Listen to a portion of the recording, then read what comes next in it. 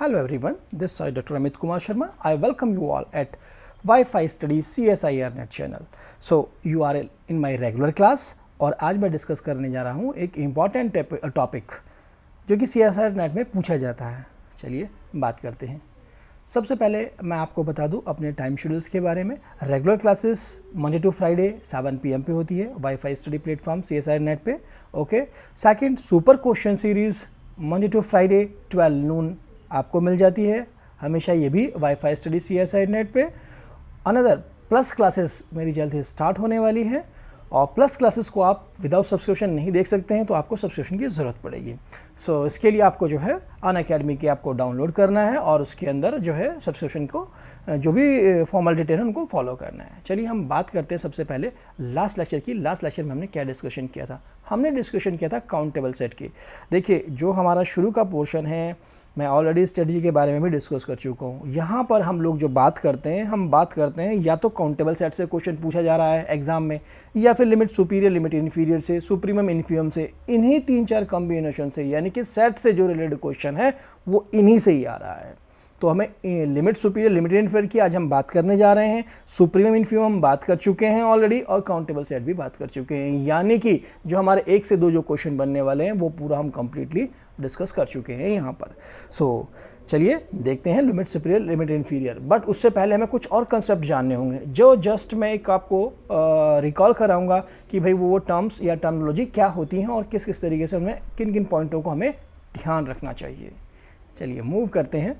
सो ये डिटेल है हमारे सब्सक्रिप्शन की कि आप चाहें तो UGC CSIR मतलब डाउनलोड कर सकते हैं अनअकैडमी ऐप को, और ये सब्सक्रिप्शन डिटेल है, क्या प्राइस है, उसके अकॉर्डिंगली आप ले भी सकते हैं इसको। सबसे पहले मैं बात करता हूँ सीक्वेंस की। देखिए मैंने यहाँ मेंशन किया हुआ already, sequence is a function whose domain is set of natural number. Okay, ये हमें ध्यान रखना ज़रूरी है। कोई भी आपका फंक्शन जिसका domain set of natural number है और कोडोमेन कुछ भी हो S, अगर ये सबसेट हुआ सेट ऑफ रियल नंबर का तो मैं कहूँगा ये रियल सीक्वेंस थी, और अगर ये सबसेट हुआ मेरा कॉम्प्लेक्स नंबर का तो मैं कहूँगा कि ये मेरी कॉम्प्लेक्स सीक्वेंस थी। लेकिन ये जो इमेजेस का कलेक्शन बना हमारे पास, ये किस तरीके से रखा हुआ है? ये एक ऑर्डर में रखा जाता है, नेचुरल नंबर के ऑर्डर में। किस तरीके से, क्या लिखा हुआ है यहाँ पे? Any set H such that images are arrange with a natural order of a natural number, यानी कि f of n is equal to, इसको डिनोट भी ऐसे करते हैं, आप देखिएगा, f of n is equal to f1 f2 f3, यानी कि फर्स्ट नेचुरल नंबर क्या था आपके पास 1, एंड देन आप फर्दर मूव करते चले गए थे, ठीक है ना। So now then you can see f1 f2 f3 and onwards हमने यहाँ पे वर्कआउट किया है।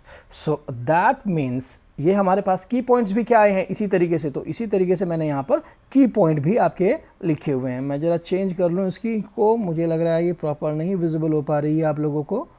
सो येलो ले लेते हैं हम, ठीक है। आई थिंक ये इधर भी वर्क करेगा और इधर भी, दोनों side. So see that first note यही मैंने मेंशन किया है कि अगर S जो मेरा इमेज सेट है, सबसेट है सेट ऑफ रियल नंबर का, तो ये रियल सीक्वेंस है, अगर कॉम्प्लेक्स का तो ये कॉम्प्लेक्स सीक्वेंस है। तो ये जो तीसरा पॉइंट जो है ये भी इंपॉर्टेंट पॉइंट है। देखिए कोई स्पेसिफिक कंडीशन नहीं है, चूंकि हमारे डोमेन में इनफाइनाइट एलिमेंट हैं, सो दैट मीन्स हमारा जो सीक्वेंस होता है वो हमेशा ही, सीक्वेंस इज ऑलवेज इनफाइनाइट। यहाँ आप ये बात नहीं करोगे ये फाइनाइट सीक्वेंस है, ठीक है। हाँ, आप कुछ फाइनाइट एलिमेंटों पे लेके बना रहे हो आप, वो अलग चीज़ होती है, लेकिन वो एक अलग तरीके की स्पेसिफिक बात हुई। इन जर्नल हमारे पास जो भी सीक्वेंस होती है वो सीक्वेंस हमारी इनफाइनाइट होती है, ठीक है। एग्जाम्पल की हम बात करें कि भाई इसका एग्जाम्पल क्या है, देखो सीक्वेंस को मुझे बताना आपको बहुत ज़रूरी है, क्योंकि बहुत सारे टर्म्स जो आएंगे ना आपको कि इसके बिना इसको हम जानते ही ना हो तो फिर बहुत दिक्कत आएगी, ठीक है। और ये जो छोटे छोटे से पॉइंट हैं ये कहीं ना कहीं यूज़ हो जाते हैं, इसलिए मैंडेटरी है। और मैं जानता हूँ कि आपने एमएससी में भी ऑलरेडी बहुत अच्छे से पढ़ा होगा। एग्जाम्पल आप देख सकते हैं, सिंपली हमने एक एग्जाम्पल ले लिया 1/n, अनदर एग्जाम्पल इज़ -1 की पावर n। ये बहुत सारे एग्जाम्पल हमने दिए हुए हैं। ये आपकी बाउंडेड सीक्वेंस बन रही है। अब हम ये बात भी करेंगे सीक्वेंस का, जैसे ही हमें पता लगता है तो हम बात करते हैं सबसे पहले कि भाई ये जो रेंज आया है, रेंज सेट आया है, ये कैसा सेट है, ठीक है। एक और चीज़ यहाँ पर नोटिस करने की है, आप देखिएगा यहाँ मैंने किस तरीके का नोटेशन यूज़ किया है, इस तरीके का नोटेशन यूज़ किया है। सीक्वेंस के लिए एफ ऑफ एन, ठीक है ना। सो या फिर हम इसको कह देते हैं और ए एन, ठीक है। ये जो मैंने नोटेशन यूज़ किया है, बहुत सारे लोग ऐसे करली ब्रैकेट लगा देते हैं, ये गलत नोटेशन है, ये नहीं यूज़ करते हम। क्यों नहीं यूज़ करते? Because this is the notation for the set. भाई सेट के लिए है, सेट में क्या होता है, रिपीटिशन अलाउ नहीं करते हम। अगर कहीं पे भी दो एलिमेंट लिखे हुए A comma A, directly we can write that is equal to A. But यहाँ क्या, अगर मेरे पास फॉर एग्जाम्पल ये सीक्वेंस है, मैं कह रहा हूँ this is my A N, so कैसी इमेजेस कैसा कलेक्शन आने वाला है मेरे पास, collection will be -1, -1, -1 and so on. इसका मतलब दो ही एलिमेंट रह गई नहीं, तो हमें पता नहीं लगेगा कि कौन सा जो इमेजेस है किस एलिमेंट की है। So that means we have to make a difference between this notation. तो नोटेशन की रिस्पेक्ट में बात करूं तो हमें ये मालूम होना चाहिए। और ऐसा कुछ एग्जाम में नहीं पूछा जाता, लेकिन ये as a mathematician you have to know. Okay, now then एक और मैंने सीक्वेंस दी है लास्ट में, आप देखेंगे यहाँ पर, what is that, A N is equal to 2 if n is prime और 1 एंड अदरवाइज, ठीक है ना। और कुछ भी होगा तो एन आ जाएगा। सो ऐसी चीज़ें अब हम नोटिस जो करेंगे, हमें सीक्वेंस का तो पता लग गया कि सीक्वेंस क्या थी हमारे पास, एक बस एक ऐसा फंक्शन जिसका domain set of natural number है और कोडोमेन कुछ भी हो सकता है, ये तो हमें सीक्वेंस का पता लगा। अब जो कोडोमेन है हमारे पास, उसके बारे में डिस्कशन बोलते हैं, उसको हम बोलते हैं रेंज सेट। यानी कि भाई हमारे पास डोमेन भी है और हमारे पास कोडोमेन भी है। ये हमारे पास डोमेन है, ये हमारे पास कोडोमेन है। अब ये जो फंक्शन है, ये जो एलिमेंट आए, यही तो हमारा रेंज सेट होता है, इसके बारे में हम बात करेंगे। तो what is the range set? Sequence के अंदर रेंज सेट के लिए बात की जाए तो what is this, the set consisting of all distinct element. This is the important word, distinct element of the sequence. So sequence जो भी आई मेरे पास, उसमें से मुझे सिर्फ और सिर्फ डिस्टिंक्ट एलिमेंट कलेक्ट करने हैं और क्या है, किस में रखने हैं, एक सेट में रख देने हैं। So that set will be our range set. और नोटेशन इसके लिए क्या होता है, range of the sequence. So that means अगर ए एन यूज किया है तो ए एन और एफ एन यूज किया है तो f n, that is up to you. So distinct elements का कलेक्शन, डिस्टिंक्ट एलिमेंट्स। यहां पर भी एक मैंने कुछ नोट किए हैं, वो क्या है देखिएगा, रेंज सेट में बी फाइनाइट और इनफाइनाइट। क्यों? आप लीजिए, जो अभी हमने पहले सीक्वेंस ली थी, A N is equal to 1/n, ये सीक्वेंस ली हुई थी हमने, ठीक है ना। अगर मैं इसके एलिमेंटों को सबको लेबल करना शुरू कर दूं, अगर मैं इनको लिस्ट करूं तो क्या आएगा, सबसे पहला element 1, second is 2, third one is 1/3 and tending to 0, ठीक है ना। ये सारे एलिमेंट आ जाएंगे हमारे पास। सो सारे के सारे डिस्ट्रिक्ट्स हैं। So that means range set में क्या आ गया हमारे पास, range set of an is nothing, that is equal to the whole elements of the sequence, that means 1, 1/2 and so on, ठीक है, पूरा आ गया। लेकिन यदि मेरे पास सीक्वेंस जो है, if an is equal to कैसा हो, -1 की power n, so what happen, तो रेंज सेट क्या होगा, ये कैसे एलिमेंट्स हैं इसके अंदर, the elements are -1, 1, -1, 1 and so on, okay। so what happen, range set जो बनेगा हमारे पास इस बार ए एन का, that will be equal to -1 और 1, क्योंकि एलिमेंट्स तो दो ही हैं जो कि अल्टरनेटिवली आते जा रहे हैं पूरे इस कलेक्शन में, सीक्वेंस के रेंज सेट में। तो दैट मीन्स व्हाट हैपन, हमारे पास दो ही एलिमेंट, तो ये तो फाइनाइट सेट था, जबकि हम जो पहली सीक्वेंस ली थी ये हमारे पास इनफाइनाइट सेट था। सो पहला एक रिजल्ट बन के आ गया हमारे पास, रेंज सेट में बी फाइनाइट और infinite, that we have to know, कहीं भी यूज करना पड़ जाता है इस बात को। सेकंड क्या दिया हुआ है, if the range set of the sequence is finite then there is a real number alpha such that A N is equal to alpha for infinite values of n. आप नोटिस कीजिए मैंने यहाँ पे क्या किया, अगर रेंज सेट फाइनाइट आया है यानी कि सीक्वेंस के अंदर कोई नंबर है जो रिपीट होता जा रहा है, ठीक है। तो जैसे कि इसमें 1 और -1 इनफाइनाइटली मूव किए हैं, ऑड नंबर पे -1 आ रहा है जब भी एन ऑड था, और जब भी एन इवन था तो हमारे पास +1 आ रहा है। सो व्हाट हैपन, ये जो नंबर था 1 और -1, so that means that was repeated infinitely. यही सेकेंड स्टेटमेंट दिया है, ये भी हम एकदम से माइंड में स्ट्राइक करना चाहिए कि कोई नंबर रिपीट हुआ है। ध्यान रखिएगा ये पॉइंट पक्का लिमिट पॉइंट होता है, ऐसा नंबर जो कि फाइनाइटली रिपीटेड होता है, ठीक है। So that will be the limit point of the sequence also. Now then, अच्छा एक और भी चीज़, ये लिमिट पॉइंट है सीक्वेंस का, बट इस सेट के पास तो फाइनाइट सेट आ गया, कोई लिमिट पॉइंट नहीं होता। ये भी हम रिजल्ट ऑलरेडी पढ़ चुके हैं कि अगर सेट फाइनाइट है उसके पास लिमिट पॉइंट नहीं होगा, ठीक है। सो ये भी एक अच्छा रिजल्ट यहाँ पर बन जाता है हमारे पास कि सीक्वेंस में have a limit point but range set may not be. This is also the result.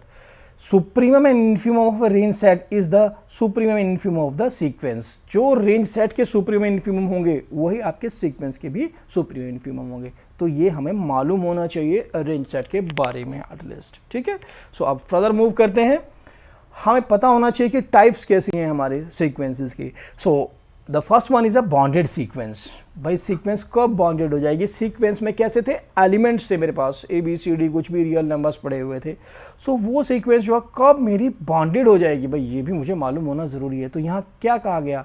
A sequence is said to be bounded if and only if its range set is bounded. यानी कि sequence को उसके range set से देखा गया। अगर range set आपका bonded है, और उसको तो हम देखना जानते हैं, सेट को तो बॉन्डेड देखना, वो कैसे देखते हैं? हमारे पास दो नंबर ऐसे एग्जिस्ट कर जाएं, स्मॉल एंड कैपिटल एम, जिनके बीच में सारे एलिमेंट लाई करते हैं सेट के, ठीक है। इसी बात को हमने कैसे लिख दिया?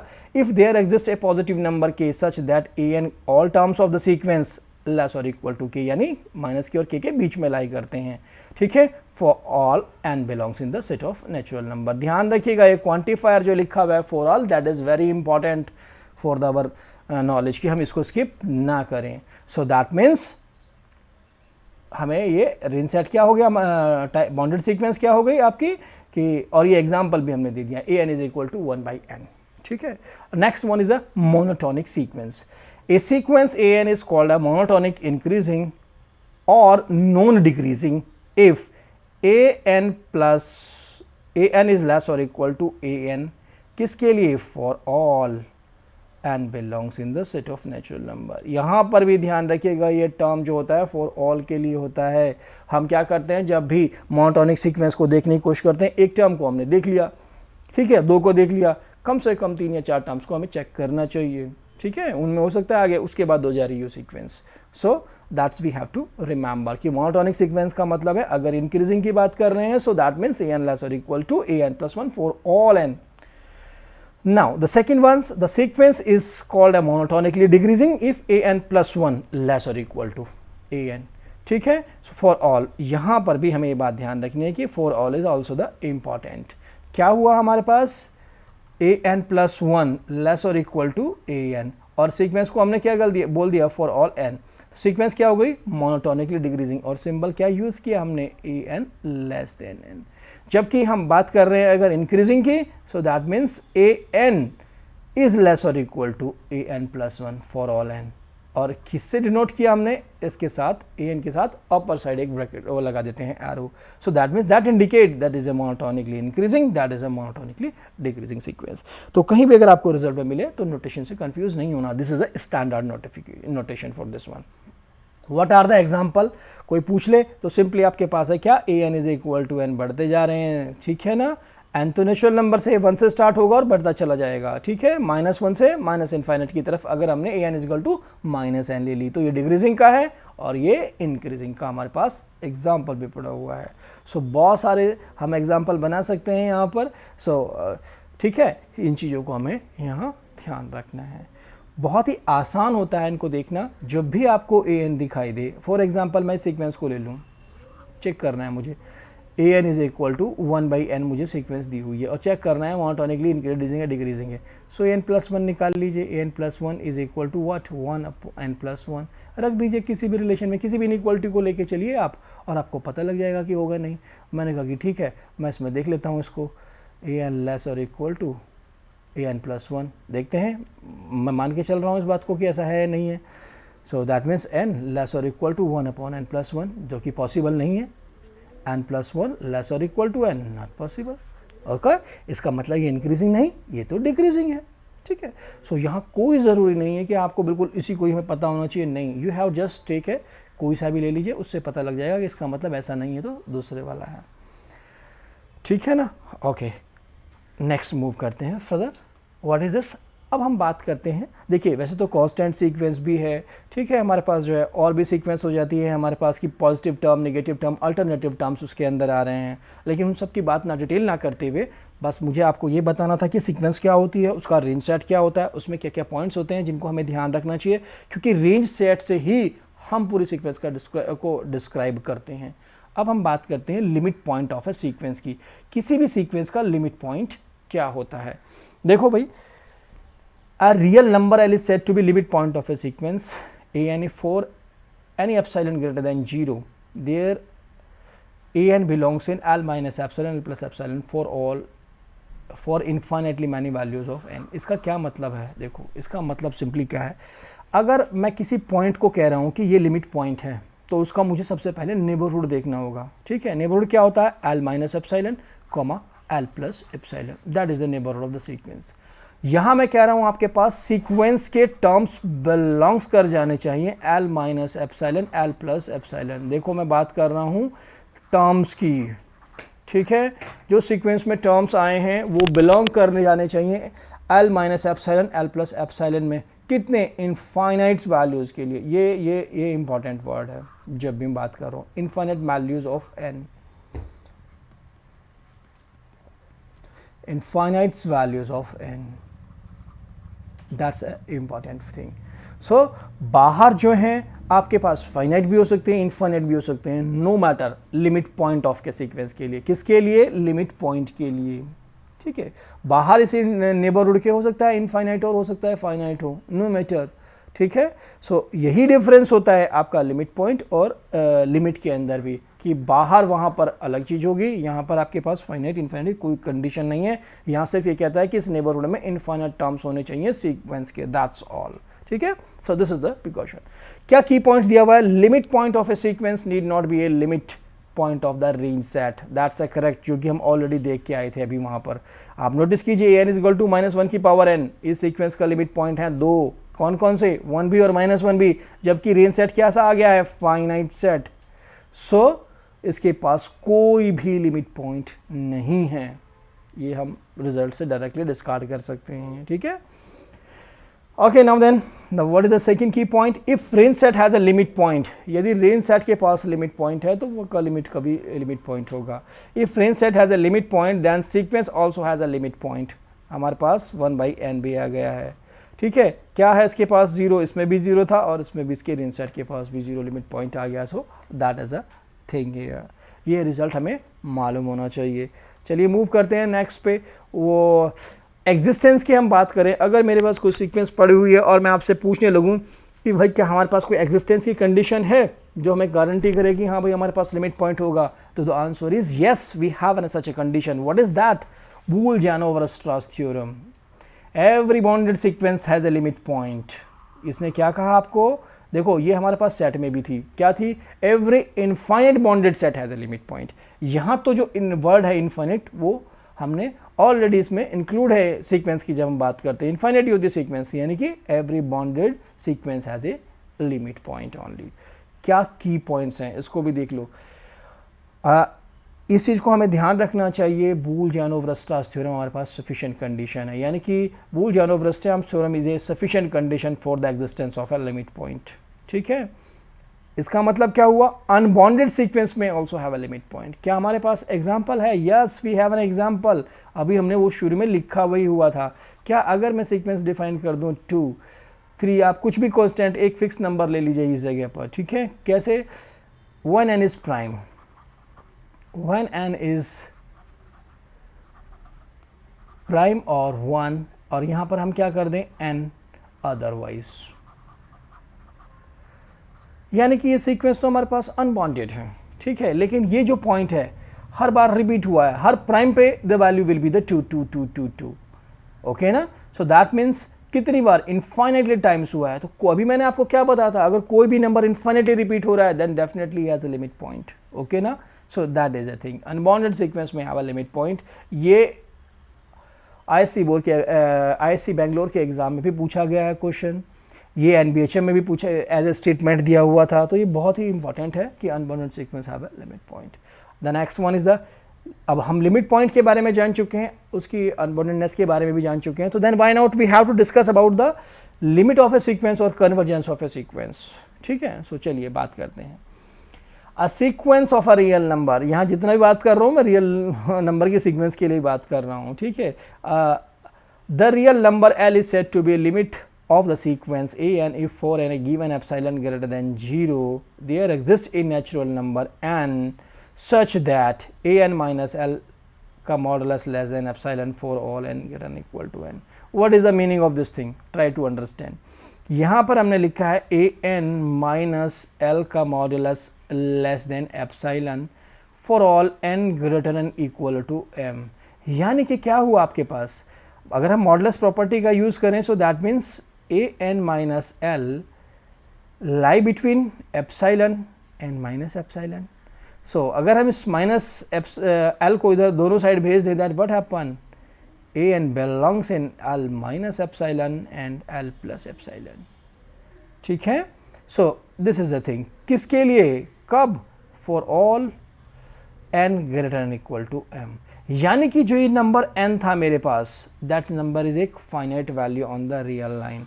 हमारे पास एक रियल लाइन है, एक पर्टिकुलर n के बाद जितने भी नंबर्स आए मेरे पास, वो सारे के सारे सीक्वेंस के जितने भी टर्म्स आए, यहाँ इनफाइनाइट टर्म्स हैं हमारे पास सीक्वेंस के, वो सारे के सारे किस में आ गए, बाहर। सो यानी कि बाहर आउटसाइड कितने रह गए, ओनली फाइनाइट टर्म्स। ठीक है, तो यानी कि सीक्वेंस ने यहाँ पर ये कह दिया कि इस नेबरहुड में, एल के नेबरहुड में सीक्वेंस के ऑलमोस्ट सारे टर्म्स आ जाने चाहिए, जो भी बाहर बचे टर्म्स वो फाइनाइट टर्म्स बचें इस ओपन इंटरवल के, यानी कि इस नेबरहुड के। That is a thing about the sequence. ठीक है, यानी कि क्या हुआ, ये ऐसा पॉइंट हुआ जो कि यूनिक हो गया, और जबकि हमारे पास लिमिट पॉइंट की डेफिनेशन हमने क्या कहा था, सिर्फ इसमें बिलोंग करें इनफाइनाइट टर्म, बाहर आपके फाइनाइट या इनफाइनाइट कुछ भी हो, कोई फर्क नहीं पड़ता था। तो इससे क्या निष्कर्ष निकला, हर एक लिमिट पॉइंट भी है बट कन्वर्स ट्रू नहीं होगा। लिमिट पॉइंट के लिए जरूरी नहीं, क्योंकि लिमिट पॉइंट ने कोई कंडीशन नहीं डाली थी आपके पास। ठीक है ना, so that I have already mention here. यहाँ हमने कह दिया, जब हमारे पास L ऐसी वैल्यू आ गई तो हम बोलते हैं we say the sequence is converges to this number L, तब हम कहते हैं कि सीक्वेंस हमारी इस नंबर को कन्वर्ज कर रही है। ठीक है, सो यानी कि हमें मालूम हो गया है लिमिट के बारे में भी, लिमिट पॉइंट के बारे में भी, और लिमिट ऑफ ए सीक्वेंस के बारे में भी, और कन्वर्जेंस ऑफ द सीक्वेंस के बारे में भी। अब मूव करते हैं फर्दर, क्या की पॉइंट्स हैं। Every convergent sequence is bonded, however converse is not true.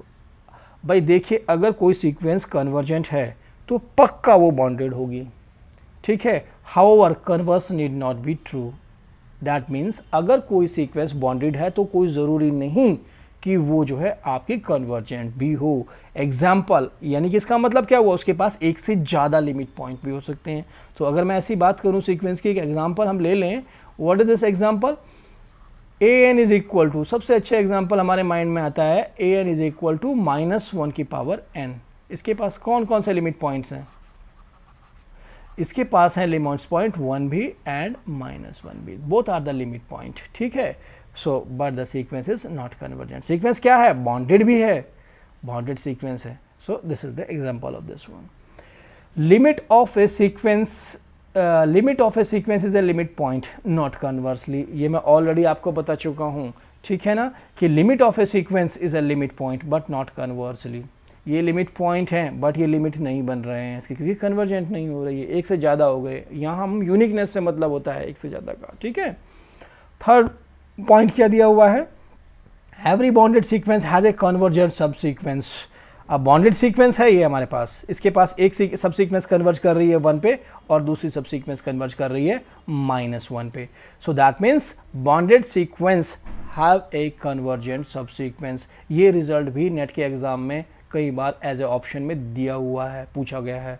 ठीक है, so now then every bounded sequence with unique limit point is convergent. इस रिजल्ट का हम बहुत ज़्यादा यूज़ करते हैं, this one is the important result. What is that, अगर मेरे पास सीक्वेंस, देखो हम जनरली देख लेते हैं क्या हमारे पास सीक्वेंस बॉन्डेड है नहीं है, हम रिंग सेट से बता सकते हैं उसके। ठीक है, और भी हमारे पास कुछ तरीके होते हैं, डायरेक्टली हम बता सकते हैं। सीक्वेंस बॉन्डेड है, हम लिमिट पॉइंट भी निकालना जानते हैं।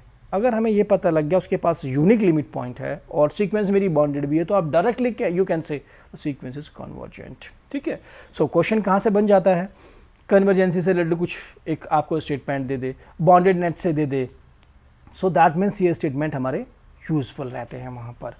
Next one is what, every convergent sequence has a unique limit but not conversely. That means the converse is not true, but not conversely. So that means every convergent sequence has a unique limit point but not conversely. यानी कि अगर किसी के पास unique limit point है तो ये ज़रूरी नहीं कि वो कन्वर्जेंट हो, क्योंकि यहाँ पे हमने कौन सी कंडीशन स्किप कर दी, बॉन्डेडनेस की। अभी हमने आपको क्या सीक्वेंस लिखी थी, लीजिए एक और लिख देता हूँ मैं, यहाँ पर लिख दिया 3 1 n is प्राइम और 1, और यहाँ पर लिख दिया n अदरवाइज। व्हाट हैपन, ये सीक्वेंस मेरी अनबॉन्डेड है और इसके पास लिमिट पॉइंट सिर्फ और सिर्फ एक ही है, वो क्या है 3। ठीक है, have a unique limit point but unbonded है, सो दैट मीन्स आप गारंटी नहीं कर सकते हो उसके, यही रिजल्ट है आपके पास। कन्वर्जेंट सीक्वेंस के पास तो यूनिक लिमिट पॉइंट होता है, अगर यूनिक लिमिट पॉइंट है तो it need not be this thing, so that means हमारे पास ये भी रिजल्ट आ गया। Next one is what, A sequence is convergent if and only if it is a Cauchy sequence. Cauchy का भी है, देखो कॉशी भी कंसेप्ट है हमारे पास, बहुत अच्छा कंसेप्ट है। ठीक है, और every Cauchy sequence is convergent in R set of real number, this is in R. So ये जो चीज़ें हैं हमारे पास, ये हमें एटलीस्ट मालूम होनी चाहिए भाई। ये कहीं भी आज के समय में जो क्वेश्चन आ रहा है ना, वो इनकी हेल्प से डिस्कार्ड होता है, तो that means as a statement, as a result हमें पता होने ज़रूरी हैं ये की पॉइंट्स इन टॉपिक्स के। लिमिट सुपीरियर, और अब हम बात करेंगे लिमिट इन्फीरियर की, जो कि आज हमारा मेन फोकस है। और देखिए क्वेश्चन भी यहाँ से बन रहा है। इस जो हमारे पास टॉपिक है, इस टॉपिक को हम करते हैं भाई टेल मेथड से। क्या है टेल मेथड, हम देखिए इसमें हम क्या कह रहे हैं आपको, let a and b a sequence of a real number which is bounded. ठीक है, विच इज बॉन्डेड अबव, तब मैं लिमिट सुपीरियर की बात कर रहा हूँ। अगर सीक्वेंस बॉन्डेड है तो बहुत अच्छी बात है, लेकिन अगर सीक्वेंस अनबॉन्डेड है तो आप ध्यान रखिएगा हमारे पास डायरेक्टली रिजल्ट आने वाला है। Further I will discuss in my की पॉइंट। ठीक है, तो यहाँ मैंने सबसे पहले क्या ले लिया, लिमिट सुपीरियर के बारे में। सबसे पहले मेरी सीक्वेंस जो है बॉन्डेड अबव होनी चाहिए, तो बॉन्डेड अबव है अगर मेरे पास sequence, so that means sequence है, उसके अंदर कैसे टर्म्स होंगे, ए एन अगर मेरे पास है तो मैं कहूँगा कि A1 भी पढ़ा है, A2 भी पढ़ा है, A3 भी पढ़ा है, ऐसे टर्म्स हैं, AN है एंड सो ऑन, ऐसे टर्म्स है मेरे सीक्वेंस के अंदर। आपको अपनी तरफ से डिफाइन करना है, कैपिटल M1 कैपिटल कुछ भी लेबल कर सकते हैं यहाँ। सो मैंने कहा कि capital M1 is equal to what, supremum of, supremum कर लिया मैंने किस सेट का, ये सारे एक सेट के अंदर रख लीजिए, A1, A2, A3 dot dot dot AN dot dot dot, मैंने ये रख लिया सुप्रीमम में।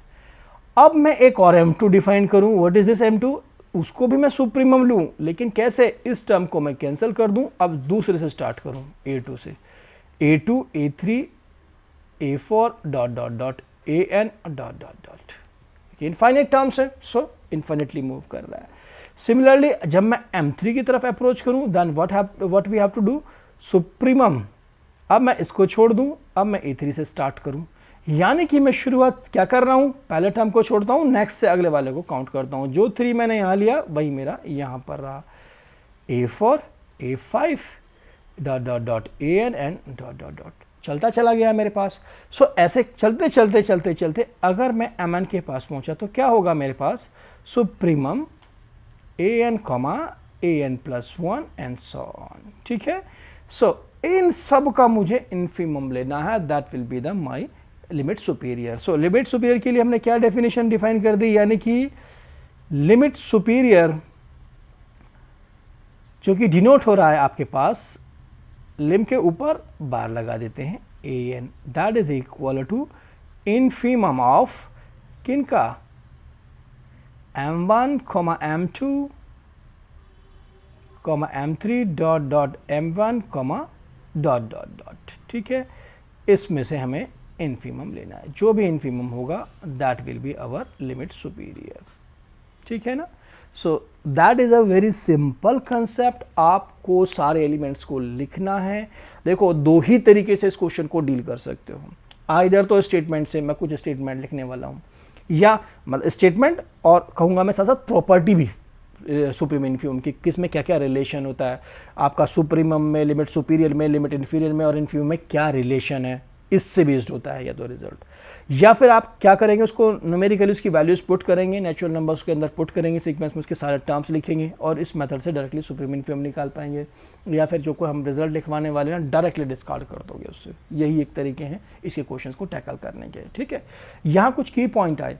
क्या की पॉइंट आया, if sequence is not bounded above then limit superior is equal to infinite. Bounded above नहीं है तो सुपीरियर कहाँ जा रहा है आपके पास, इनफाइनाइट हो जाएगा। तो ऐसे केस में मुझे चेक करने की जरूरत नहीं है, रिजल्ट से ही मेरा क्लियर हो गया मुझे। ठीक है, व्हाट इज द इसके एग्जांपल की हम बात करें तो let a N is equal to n. तो एन कैसी है, बाउंडेड अबव नहीं है ना, 1 से स्टार्ट हुई, 1 2 3 4 डॉट डॉट डॉट इनफाइनाइट तक चले गए टर्म्स इसके अंदर। So that means bounded above नहीं थी, इंक्रीजिंग थी। What happen, the limit superior is equal to infinite. तो मुझे निकालने की आवश्यकता नहीं थी। ओके ना, that is not the bounded. Okay, next one is let a N is equal to 1 n is prime और 1 एंड एन अदरवाइज। आप नोटिस कीजिए इसमें भी क्या होगा, ये भी अनबॉन्डेड है।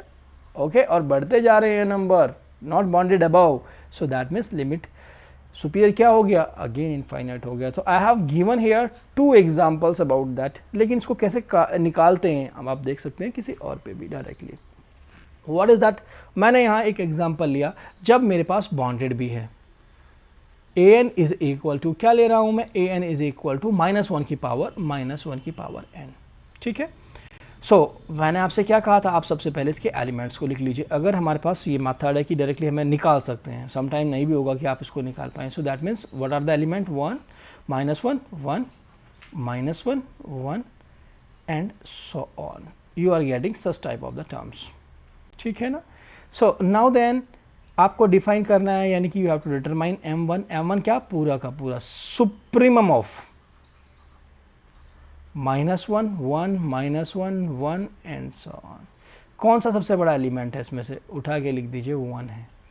सिमिलरली M2 निकालिए सुप्रीमम। अब इस बार को इसको क्रॉस कर दीजिएगा, वापस निकालिए -1 1 and so on. So that is equal to what, again 1।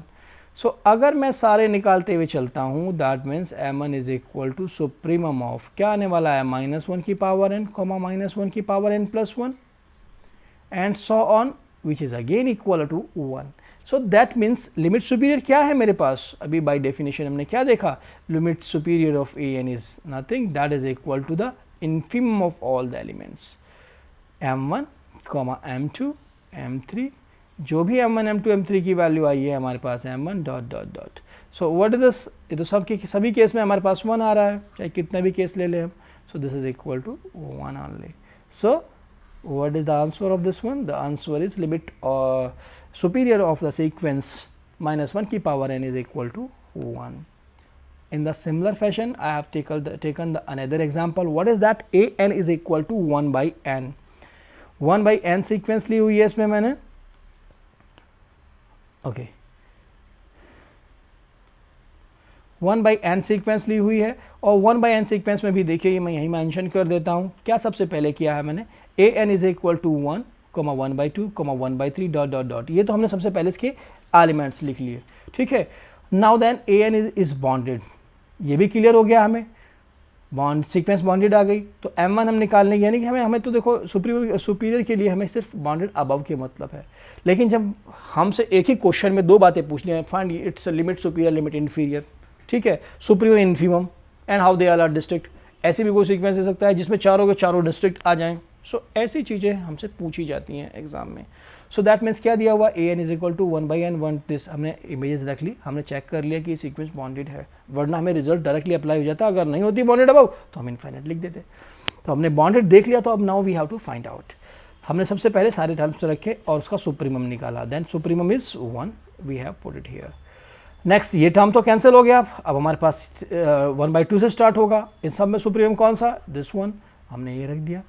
Okay, now then फिर इसको कैंसिल किया, सिमिलरली 1 by 3 से स्टार्ट करेंगे, और अगर n पे जाएंगे तो हम सब इनका सुप्रीम 1 by n आने वाला है। So that means limit superior is equal to what, जैसे जैसे हम बढ़ते जाएंगे, what happen, this 1 by n tending to 0, और सबका क्या लेना है हमें, इन्फीरियर लेना है। तो what will be the inferior, जो last N tends to infinite पे होगा the value will be 0, that means this is equal to, इन सब का इन्फीमम क्या आने वाला है 0. So limit superior of the sequence 1 by n is 0. ठीक है ना. सो ये चीज़ हमें ध्यान रखनी है ऐसे केसेस में. सो दैट मीन्स हमारे पास क्या आ गया है, limit superior of A N is equal to 0 when A N is equal to 1 by n, अगर हमारे पास sequence A N 1 by n थी. चलिए मूव करते हैं नेक्स्ट. हमारा जो इसी से रिलेटेड कंसेप्ट है that is a limit inferior.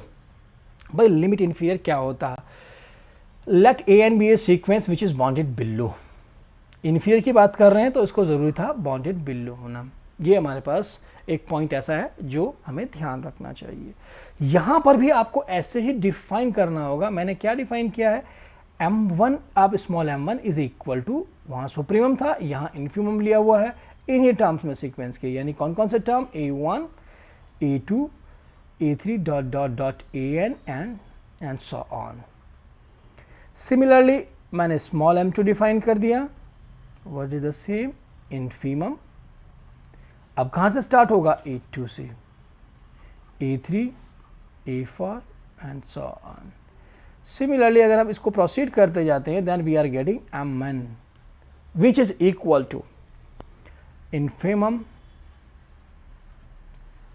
a3, sorry an plus 1 and so on. ठीक है. अब लेकिन लिमिट अगर इन्फीरियर की बात करेंगे, वहाँ सुपीरियर की हम बात की थी, यहाँ नीचे बार लगाया जाता है. नोटेशन ये है इसका, लिमिट इन्फीरियर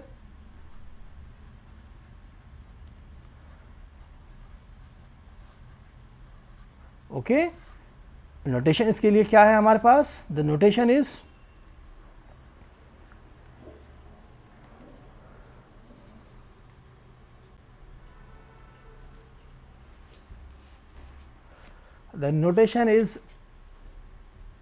लिमिट, नीचे की तरफ बार लगाना है, A N is equal to क्या लेना है. अब इन सब का देखिए सुप्रीमम पे फोकस किया गया है, supremum of small m1, small m2 dot dot dot small m1 and so on.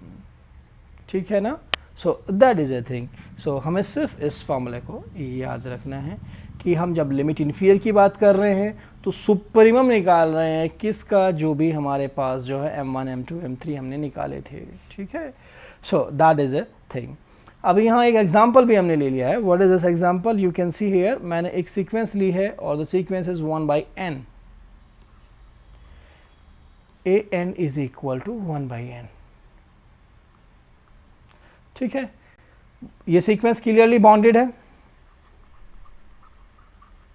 Bonded है मेरे पास ये सीक्वेंस. नाउ देन अगर आप m1 निकालने के लिए जा रहे हैं तो then what is the value, infimum of whole the terms. Infimum of m1 की वैल्यू क्या आएगी हमारे पास, m1 is equal to infimum of 1, 1 by 2, 1 by 3 dot dot dot. ठीक है. m2 की वैल्यू निकालेंगे तो फर्स्ट को कैंसिल कर दीजिएगा, infimum of 1 by 2, 1 by 3 dot dot dot. क्या आने वाला है इन्फीमम, टेंडिंग टू कहाँ है ये 0, टेंडिंग टू कहाँ है 0, डिक्रीजिंग है, मोनोटोनिकली डिक्रीजिंग है, तो क्या होगा सबसे infimum, that will be 0, here will be 0 0. Similarly whenever I am getting the m1 I am getting the 0 by the same process. Okay. So limit inferior की हम बात करेंगे, अगर limit inferior of A N is equal to supremum of all the m1, small m2, है ना. Okay. So what is value, सबकी क्या value आ रही है 0, that means this is the 0, the answer is the 0. Okay. आप कितना भी, जब भी हमें जो सीक्वेंस का टर्म है, अनदर टर्म मिला हुआ है, उस टर्म में हम वैल्यू पुट करके उसका रेंज सेट निकालेंगे, इस प्रोसेस को फॉलो करेंगे. पहली बात तो गलती होने के चांस नहीं होते हैं. या तो आप इसको लगाइए या फिर लगाइए रिजल्ट को. अब रिजल्ट को भी देख लेते हैं, क्या कोई हमारे पास रिजल्ट है इसका. Yes, there is a key point. What is that, if the sequence A N is convergent. अगर आपको ये मालूम होगा कि मेरे पास ये सीक्वेंस जो है, मेरी सीक्वेंस कन्वर्जेंट सीक्वेंस है, सो दैट मीन्स उस केस में क्या होगा, लिमिट सुपीरियर लिमिट इन्फीरियर बरोबर हो जाएगा और वो भी लिमिट के बरोबर ही होगा। तो यानी कि जो आपने लिमिट निकाली है वही आपका लिमिट सुपीरियर, वही आपका लिमिट इन्फीरियर है। ठीक है, नॉट बॉन्डेड है, अगर आपके पास सीक्वेंस बॉन्डेड अबाउट नहीं थी और लिमिट सुपीरियर की बात कर रहे हैं तो पॉजिटिव इनफाइनाइट आ जाएगा, और बॉन्डेड बिलो नहीं है तो माइनस इनफाइनाइट आ जाएगा, लिमिट इन्फीरियर। ठीक है, सो ये सब चीज़ें हमें माइंड में थोड़ा सा ध्यान रखनी है। नेक्स्ट हमारे पास क्या है, if a N is a bounded then supremum of the set of limit point of A N is a limit superior. ये भी बहुत अच्छी बात है, अगर आपके पास सीक्वेंस बॉन्डेड है then supremum of the limit point, आप लिमिट पॉइंटों में जो सबसे बड़े वाला एलिमेंट है that will be the limit superior. ठीक है, इस रिजल्ट का भी हम बहुत यूज़ करते हैं कि भाई लिमिट पॉइंटों में सबसे बड़ा वाला लिमिट पॉइंट निकाल लो, that will be the limit superior. और इन्फीमम की बात करेंगे, the infimum of the set of the limit point is also the limit inferior, यानी कि लिमिट पॉइंट्स हमने निकाले उनमें से जो छोटे वाला था वो लिमिट इन्फीरियर हो जाएगा, प्रोवाइडेड सीक्वेंस आपकी बॉन्डेड हो, तभी हम बात करेंगे। ये कुछ इसकी प्रॉपर्टीज़ हैं, देखो रिजल्ट्स तो हमने देखे लिए, रिजल्ट्स का हम यूज़ कर सकते थे, हमें प्रोसेस भी पता लग गया कि क्या प्रोसेस है, अगर मैनुअली निकालना पड़ा ऐसा कोई क्वेश्चन आ गया, लेकिन मैनुअली तभी आप निकाल सकते हो जब आपके पास रिंग सेट को लिख पा रहे हो, निकाल पा रहे हो इजीली। ठीक है, otherwise you have to use result only. फिर क्या है, प्रॉपर्टीज़ हैं, प्रॉपर्टीज़ बहुत सारी हैं इसकी। ठीक है, इसकी प्रॉपर्टी को आप कोई सीक्वेंस छोटा सा जैसे कि 1/n ले लें, -1 की पावर n ले लें, ऐसा कुछ मान करके इन प्रॉपर्टी को समटाइम अगर प्रॉपर्टीज़ हमें ऑप्शन में दी गई हैं तो वहाँ से हमें डिस्कार्ड करने पड़ते हैं ऑप्शंस को। जब मैं क्वेश्चंस कराऊंगा तो भी आपको पता लग जाएगा हाउ आर इस टॉपिक को स्पेसिफिकली और विद अदर की पॉइंट ऑल्सो, ये तो है ही हैं, प्लस कुछ और भी की पॉइंट ऐड करके मैं प्लस पे भी इसको लूँगा। ठीक है ना, सो यहाँ क्या लिखी हुई है, कुछ प्रॉपर्टीज लिखी हुई हैं। What is that, limit superior is greater than equal to limit inferior in a bounded sequence. ठीक है, दूसरी प्रॉपर्टी क्या दी हुई है, अगर ए एन बी एन दो सीक्वेंस थी और उनके सम का मैं लिमिट सुपीरियर निकालने जा रहा हूं, दैन इज लेस और equal to limit superior plus limit superior of the sequence b n. ठीक है, सो रिलेशन ये जो आपका इनइक्वालिटी का है इसमें कंफ्यूजन होता है एग्जामिनेशन में। ठीक है, अगर ये ग्रेटर देन इक्वल टू आ जाए तो ध्यान रखिएगा यहाँ पर एक का सीक्वेंस का तो आपका जो है भले ही वो ए एन हो या बी एन हो, ठीक है, नो मैटर, एक का तो सुपीरियर लेगा और दूसरे का इन्फीरियर लेगा, लिमिट इन्फीरियर और लिमिट सुपीरियर लेगा वो, जैसा कि मैंने आपको थर्ड के तीनों केस दिखाए हैं, ऐसे ही आपके सेकंड में भी केस हो जाते हैं, बस इनइक्वालिटी चेंज होगी। तो फर्स्ट में आप देखिएगा limit inferior of A N plus B N is less और equal to limit inferior A N plus limit of B N, limit inferior of A N plus B one less और equal to, यानी कि इन दोनों को vice versa, इसको ले लो आप एक बार इन्फीरियर में, इस बार मैंने इसको इन्फीरियर में ले लिया। ठीक है ना, सो नो मैटर, इन दोनों को हम चेंज कर सकते हैं, इनइक्वालिटी पे कोई फर्क नहीं पड़ा। लेकिन जब मैं आपको देखिएगा A N plus B N का लिमिट इन्फीरियर लेता हूं तो ग्रेटर देन इक्वल टू, जब मैं दोनों के दोनों को इनको इन्फीरियर की बात कर रहा हूं। सिमिलरली सुपीरियर में क्या था, लेस और इक्वल, यहां पर क्या हो जाता है, ग्रेटर देन इक्वल टू। तो ऐसे इनइक्वालिटी बहुत ज़रूरी है ध्यान रखनी, इनको आप डायरेक्टली याद रखोगे तो थोड़ा सा कंफ्यूजन हो जाएगा। बस ये दो चार तो जरूर रख लीजिए जो एटलस मैंने रखी हुई हैं। एक ये रिलेशन होता है हमारे पास, इन्फीमम सीक्वेंस का हमेशा ही लेस और इक्वल टू होगा लिमिट इन्फीरियर के, एंड लेस और इक्वल टू होगा सुपीरियर ऑफ द सीक्वेंस के, एंड लेस और इक्वल टू होगा सुप्रीमम ऑफ ए एन के। So that was the topic जो कि हमें डिस्कस करना था, लिमिट सुपीरियर लिमिट इन्फीरियर। किसी दिन मैं इसके क्वेश्चंस, बल्कि मैं कोशिश करूंगा प्लस पे जो नेट CSIR में जो हमारे एग्जाम में क्वेश्चंस आ रहे हैं वहाँ मैं इसके क्वेश्चंस डिस्कस करूंगा सारे के सारे। ठीक है ना, सो वहाँ आप ध्यान रखिएगा और सब्सक्राइब कीजिए, लाइक कीजिए wifi study CSIR net channel को अपने और सभी और के बेनिफिट के लिए। Thanks for watching the video, thanks a lot.